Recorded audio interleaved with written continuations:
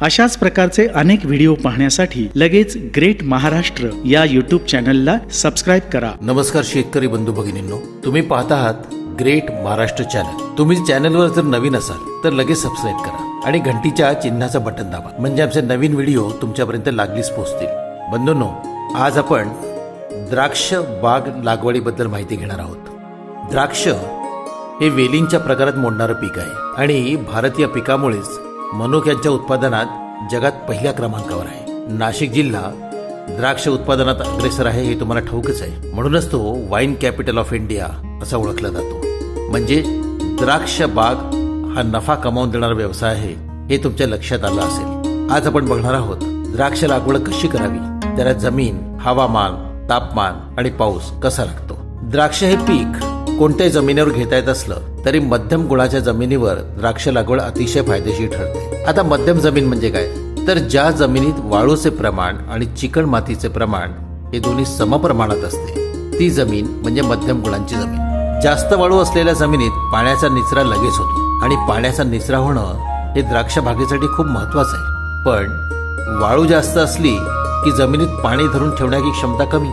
आणि हे असं द्राक्ष बागांसाठी चांगलं नाही। त्यासाठी त्या चिकण मातीचं प्रमाणही हवं। अर्थात जमिनीत चिकण माती जर जास्त असली तर ती पाणी धरून ठेवते आणि द्राक्षांना पाणी मिळतं, पण पाण्याचा निचरा न झाल्याने खोडांना आणि वेलींना रोग होण्याची शक्यता वाढते। म्हणून ज्या जमिनीत वाळू आणि चिकण माती दोघांचं प्रमाण समान असेल ती मध्यम गुणाची जमीन, आणि ही जमीन द्राक्ष लागवडीसाठी निवडावी। तसंच जमिनीतील क्षारांचं प्रमाण किती आहे हेही महत्वाचं आहे। त्यासाठी विद्युत वाहकता हे प्रमाण वापरलं जातं। जमिनीत प्रति सेंटीमीटर विद्युत वाहकता 2 मिलीमोसच्या वर नसावी। यापेक्षा जास्त क्षार असलेली जमीन द्राक्ष लागवडीसाठी उपयुक्त नाही।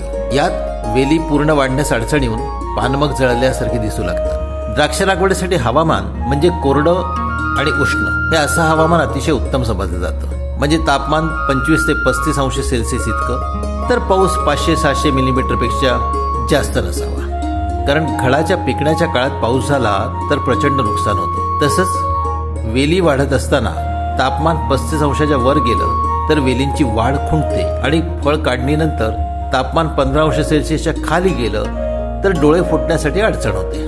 बागेत आर्द्रता जास्त असू नये। अर्थात बागेतील आर्द्रता तुम्ही पाण्याचा किती वापर करता, पाऊस किती पडतो यावर अवलंबून असतं। जास्त आर्द्रता असेल तर रोग लवकर पसरतो। रोग लवकर पसरू नये यासाठी आर्द्रता योग्य राहील याची काळजी घ्यायला हवी। मित्रांनो, जास्त पाऊस असलेल्या ठिकाणी तर द्राक्ष लागवडीचा विचारच करू नये। काय होतं की घड पिकत असण्याच्या काळात पाऊस जास्त झाला तर बागेचं नुकसान होतं। घड काढणीनंतर पाऊस झाला तर बागेत वेगळे वेगळे रोग पडू लागतात। म्हणून द्राक्ष लागवड करणे मध्यम पाऊस असलेल्या ठिकाणीच फायद्याचं ठरतं। ओल्या जमिनीतही द्राक्ष लागवड केली जाते, पण त्या जमिनीत पाण्याचा निचरा होण्यासाठी ड्रेनेज काढण्यावर खूप खर्च करावा लागतो। जमिनीत 5 फूट चरी करून 3 फुटापर्यंत खडक टाकले जातात, त्यावर 5-6 इंच इतकी वाळू आणि माती टाकतात आणि मग उरलेल्या भागात शेणखत, माती, पालापाचोळा टाकून चर भरली जाते।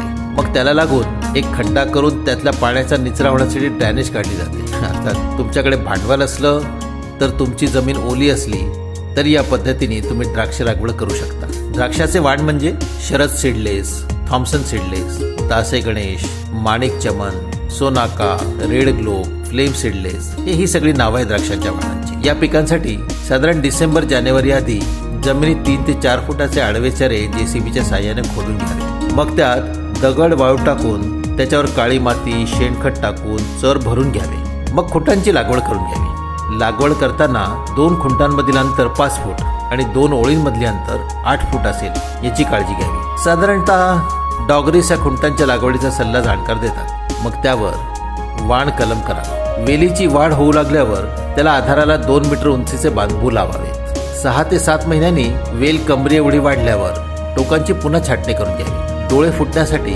ही छाटणी महत्वाची असते। मग पुन्हा 4 महिन्यांनी वेलीसाठी लावलेल्या तारेपर्यंत वेल वाढली की पुन्हा छाटणी करून घ्यावी। वेलींना वळण देण्यासाठी ही छाटणी महत्वाची मानली जाते। मंडप पद्धतीने किंवा वाय आकाराचे वळण लावण्याची प्रथा सध्या प्रचलित आहे। मांडव पद्धतीत वरच्या तारेला वेलीला चढवून तिला वळण देतात। वेल 2 मीटर वाढल्यावर त्याचा चेहरा खुडून आलेल्या 2 ते 3 फांद्या वाढू दिल्या जातात। या फांद्यांवरील उपफांद्या उत्तर दक्षिण अशा वाढू दिल्या जातात। वेलाच्या विस्तारासाठी अधिक जागा मिळाल्यामुळे आणि परिणामी फलधारणेच्या फांद्यांच्या संख्येत वाढ झाल्याने या पद्धतीत अधिक उत्पन्न येते। लागवड केल्यापासून पावसाळा सुरू होईपर्यंत दर 6 ते 7 दिवसांनी पाणी द्यावं। पावसाळ्यात पाणी द्यायची गरज भासत नाही, नंतर द्राक्ष वाटाण्याच्या आकारा एवढी वाढेपर्यंत पाणी दिलं जात नाही। मग उन्हाळ्यात 6 ते 7 दिवसांनी आणि हिवाळ्यात 12 दिवसांनी पाणी दिले जातं। पाणी देताना जमीन फार ओली राहणार नाही याची काळजी घेणं गरजेचं आहे, नाहीतर रोग पसरतात आणि वेलीला जास्त फांद्या व फुले फुटून उत्पादन कमी होतं। वेलीच्या वाढणीसाठी